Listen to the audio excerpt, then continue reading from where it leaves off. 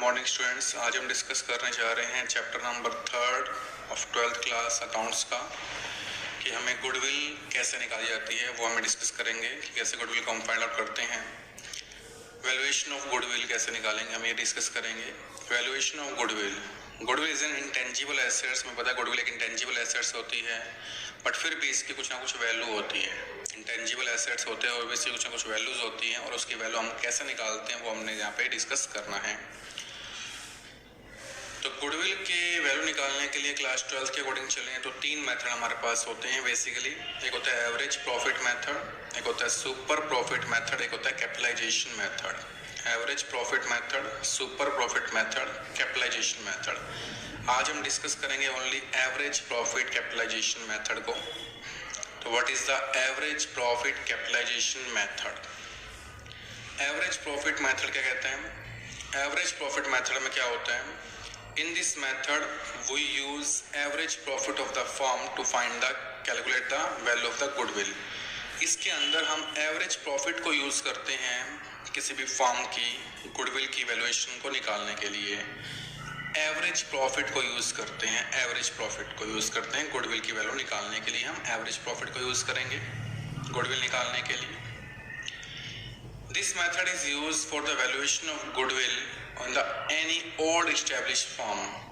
मतलब हमें जो ये गुड मेथड यूज करना है गुडविल निकालने का, वो ऐसी फॉर्म में यूज करते हैं बेसिकली जो ओल्ड फॉर्म होती है। नई फर्म में यूज नहीं होता, ये ओल्ड फर्म में यूज होगा जो पहले से फर्म चल रही है, उसमें यूज होता है बेसिकली ये मेथड। इसके अंतर्गत 2 मेथड होते हैं हमारे पास, सिंपल एवरेज प्रॉफिट मेथड और weighted average profit method.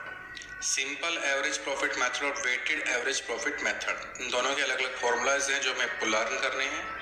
First of all in दोनों मेथड के लिए कुछ टर्म्स यूज होती हैं जो आपको पता होनी चाहिए। तो टर्म्स कौन सी यूज होती हैं? टर्म्स यूज होती हैं, नंबर 1 है गुडविल। गुडविल का आपको पता ही है, गुडविल इंटेंजिबल एसेट्स होती है और एक रेपुटेशन होती है फॉर्म की, डिस्कस कर चुके हैं आप पहले ये।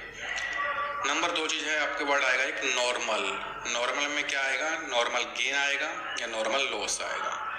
नॉर्मल गेन आएगा या नॉर्मल लॉस आएगा। नॉर्मल गेन आएगा या नॉर्मल लॉस आएगा। नॉर्मल गेन का मतलब होता है ऐसा गेन, जैसे मान लिया अगर आपने कपड़े की दुकान खोल रखी है और कपड़े की दुकान खोल के आप कपड़ा बेच के आप प्रॉफिट कमाते हो, वो एक नॉर्मल गेन है कि आपने प्रॉफिट कमाया, भाई चीज बेची है प्रॉफिट हो गया। और लॉस हो सकता है, मान लिया कोई कपड़ा आपका जो बेचा था या फिर जो खरीद के लाए थे वो खराब निकला आया तो आपका लॉस हो गया, तो नॉर्मल लॉस है। बिल्कुल नॉर्मल चीजें हो सकता है ऐसा। एबनॉर्मल का मतलब होता है, एबनॉर्मल एक चैप्टर में आएगी एबनॉर्मल। एबनॉर्मल गेन और एबनॉर्मल लॉस का मतलब क्या होता है? एबनॉर्मल गेन और एबनॉर्मल लॉस का मतलब क्या होता है?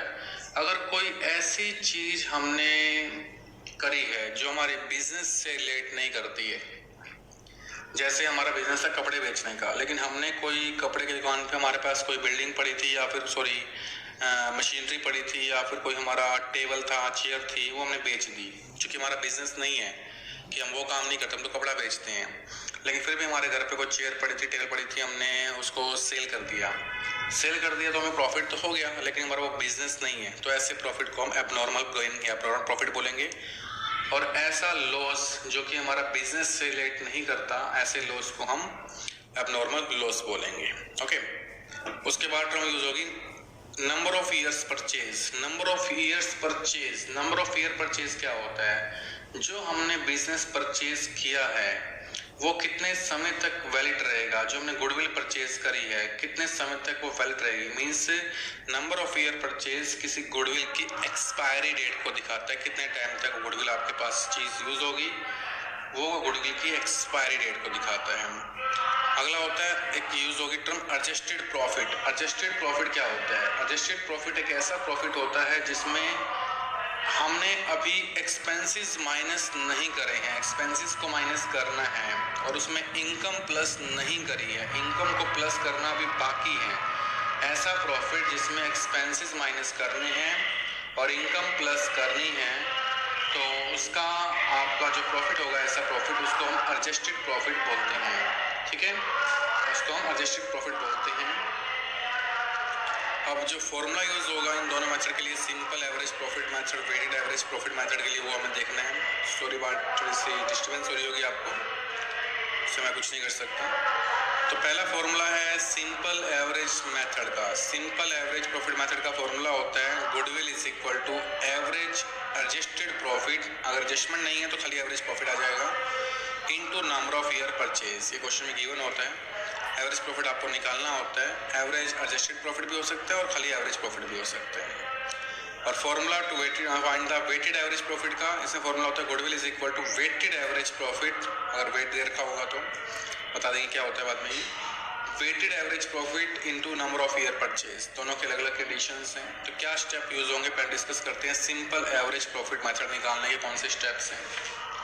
तो step to use for simple average method, तो कैलकुलेट एडजस्टेड प्रॉफिट, जो कि एडजस्टेड प्रॉफिट निकालना होता है, इसका फॉर्मूला है एवरेज एडजस्टेड प्रॉफिट। तो एडजस्टेड प्रॉफिट हमारे पास होगा और एडजस्टमेंट होगी तो, अदरवाइज सिंपल हो जाएगा।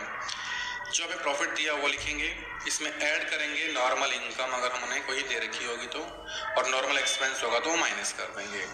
एबनॉर्मल लॉस जो होगा वो आपको ऐड करना है, एबनॉर्मल लॉस आपको ऐड करना है, क्योंकि वो ऐसा लॉस है जो बिजनेस से रिलेट नहीं करता और उसको आपने पहले से माइनस कर दिया होगा लॉस मान के, तो उसको वापसी ऐड बैक कर देना है।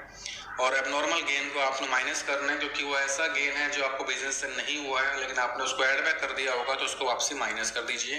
तो जो बचेगा आपके पास वो प्रॉफिट बचेगा, वो एडजस्टेड प्रॉफिट बचेगा एक हिसाब से, तो बचेगा। उसके बाद आप फॉर्मूला लगाएंगे भाई goodwill is equal to average adjusted profit into number of year purchase. Later हम डिस्कस करेंगे बाद में।